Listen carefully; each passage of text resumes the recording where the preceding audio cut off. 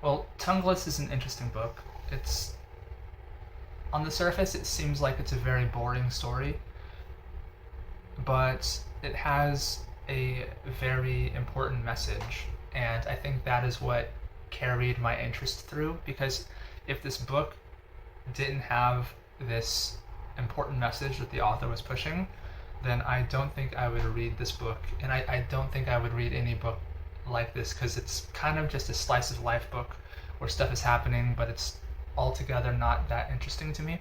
So, anyways, to back up and give you more information, this book is called Tongueless by the author Lau Yee-Wa, and it's about so it takes place in modern day. It takes place in Hong Kong, and it's in a language school.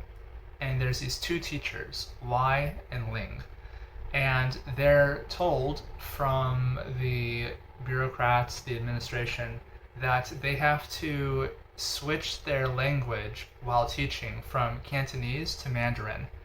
And on the surface, this does seem like, okay, whatever. But neither one of them know Mandarin. And so this story is about how each of them does their own separate thing on how to go about doing this and, appeasing the government. And this is not, it's not a spoiler, but Y breaks down under the pressure and she commits suicide. So the rest of the book is about Ling doing her own thing and struggling, just trying to figure this out and how it changes her and what she's willing to change about herself and what she's willing to give up. And so on the surface, this seems like a story just about teachers and changing with the school system, but really this is a psychological thriller.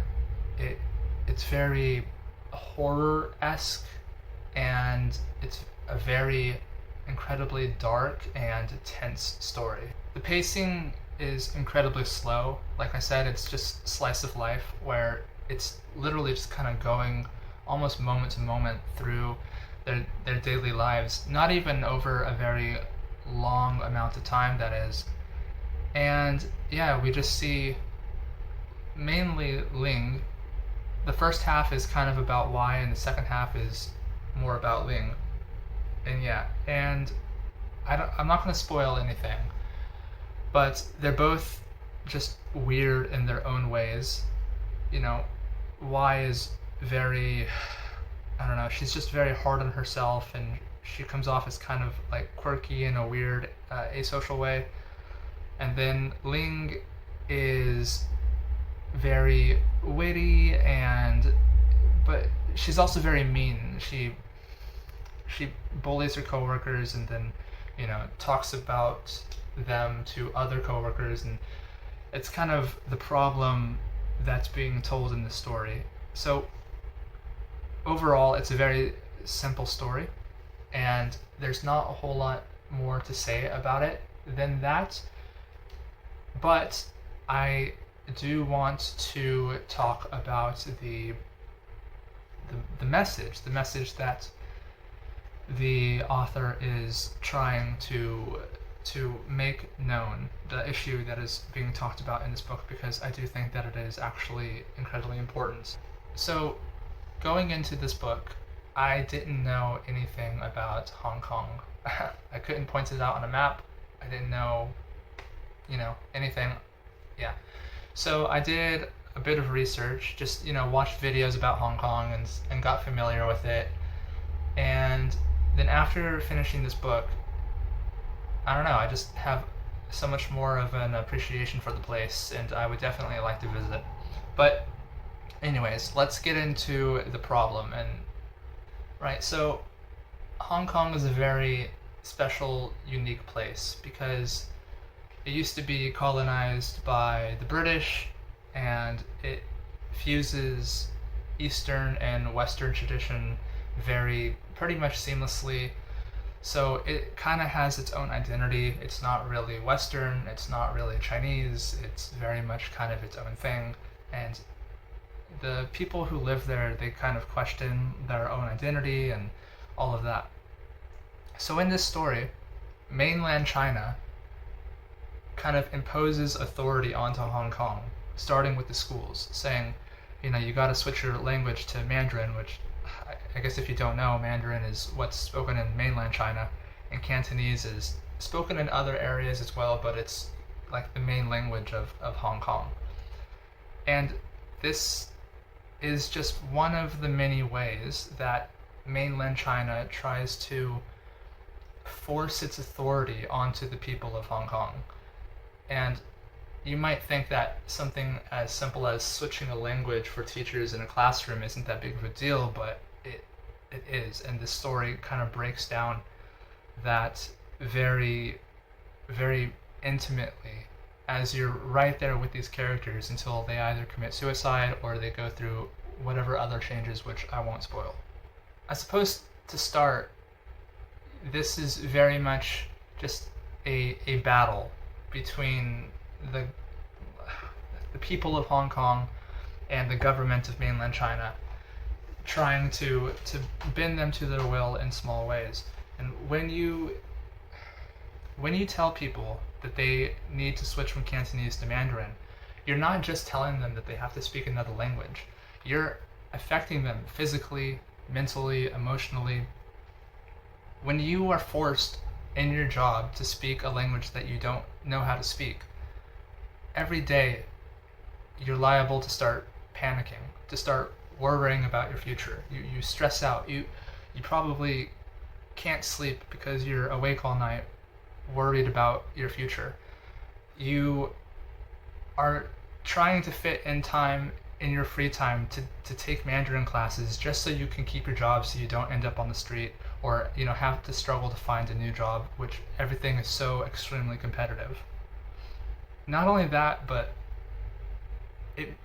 when you try to speak a new language, there's a loss of wit.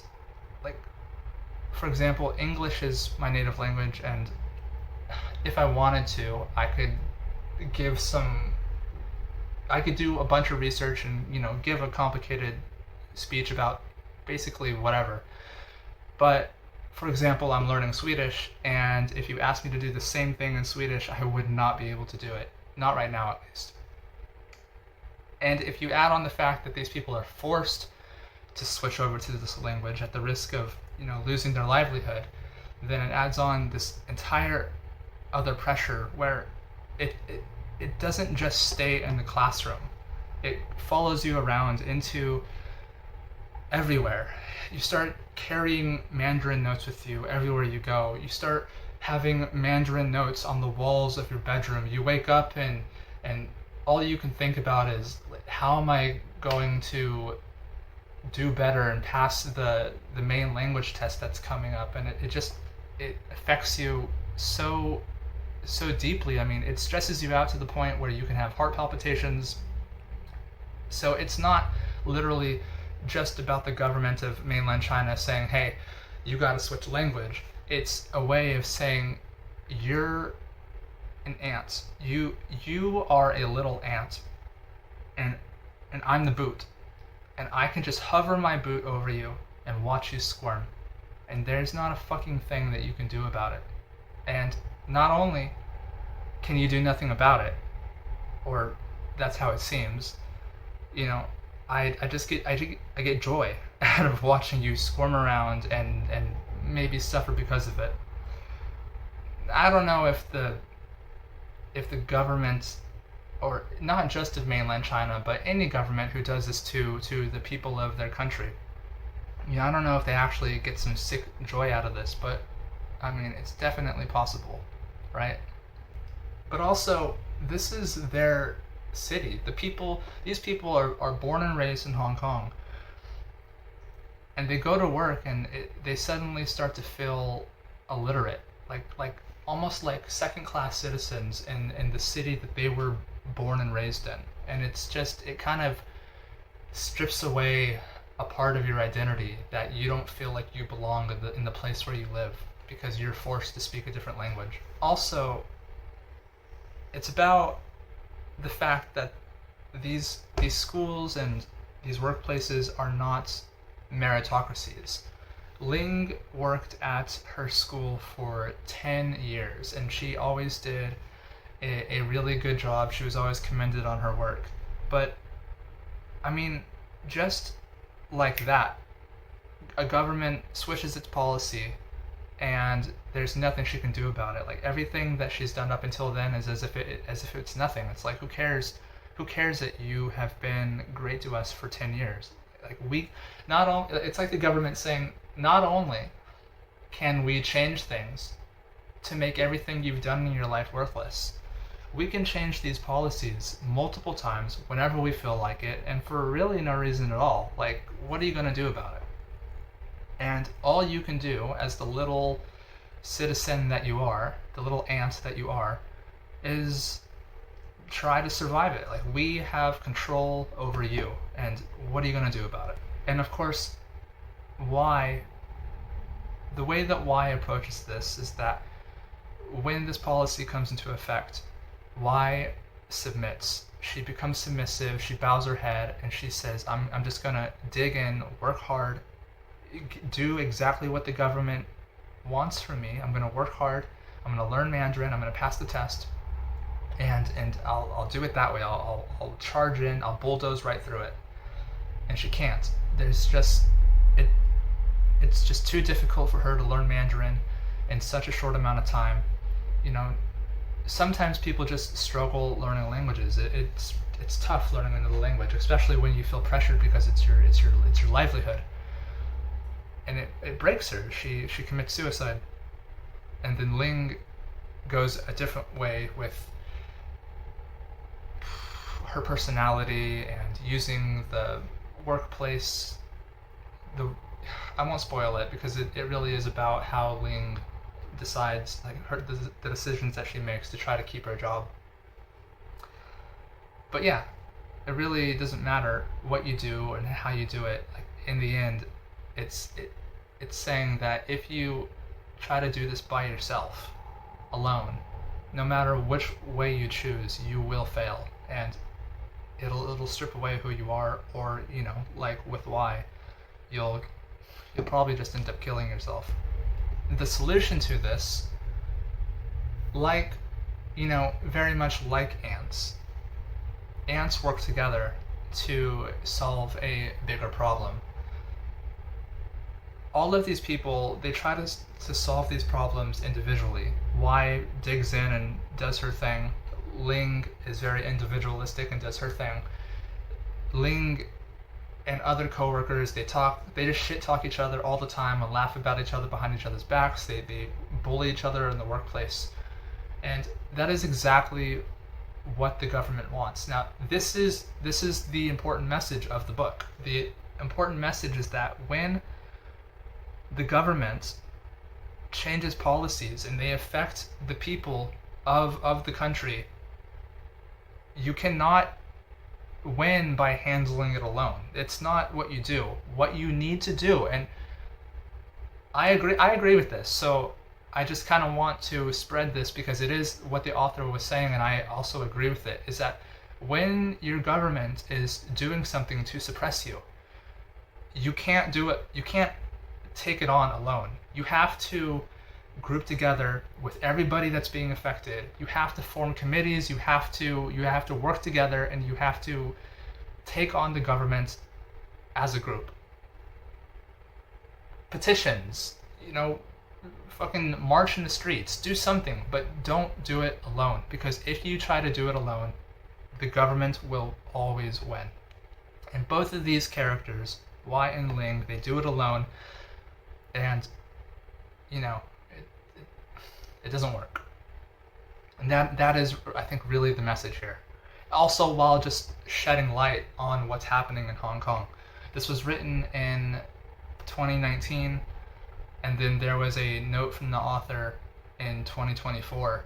And I am not up to date with the news in Hong Kong. I heard something recently about fires there, but I'm not too sure of what that's about, to be honest. It could be related to this or not.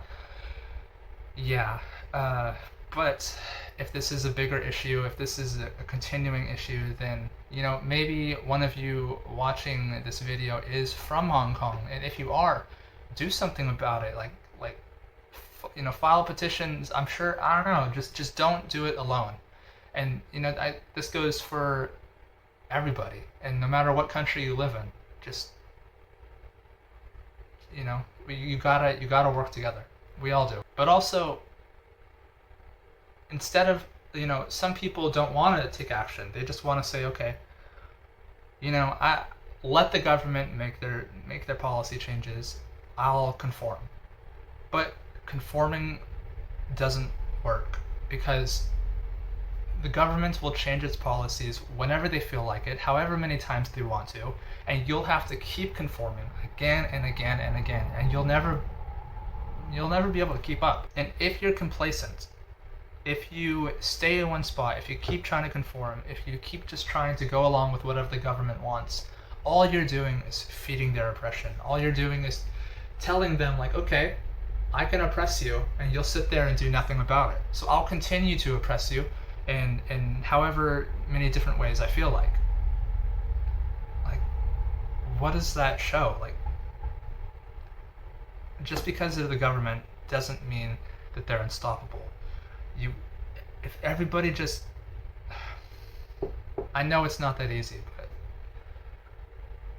if everybody just worked together, there has to be a solution to overthrow these governments that are just trying to oppress you.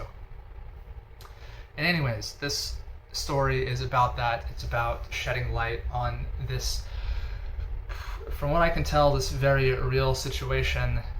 And yeah, so the book itself, outside of the message, not that interesting. I'm not that interested in reading a slice of life about teachers and their day-to-day struggles on the job and with their families and stuff like that. It's kind of, honestly, a little boring. But knowing that there's the psychological tension and there's the real world problems and all of that, it elevates this book into almost a horror book. And it's just fascinating and eye-opening. And now I'm curious. I learned something about the real world. I want to study more about what's going on in Hong Kong. I have my eyes open because, a lot of the books that I read, I never mean it to be this way, but they're either high fantasy books, so they take place in fantasy worlds, or they take place in America or somewhere around the UK, like just Europe in general. And I barely ever read books that take place in Asia or other countries, and I definitely noticed that gap in my reading, and now this is kind of getting me interested in doing the Around the World book challenge, where you read one book from one author that, everything from every country in the world, and just go around the world, and that would be very interesting. I'm undecided on that. I guess let me know if that sounds interesting to you. But yeah, that's kind of all I have to say about this book. Like I said, it had the potential to be boring, but because of the subject, because of the topic, because of the important message, it became much more interesting. And if you are, I would recommend this book. If you want something dark, if you want something tense, or if you're interested in these political issues, read this book. Other than that, this might not be that big of a deal. Like, it's kind of, you might just think it's average. And yeah, that's all I got for that one. Peace.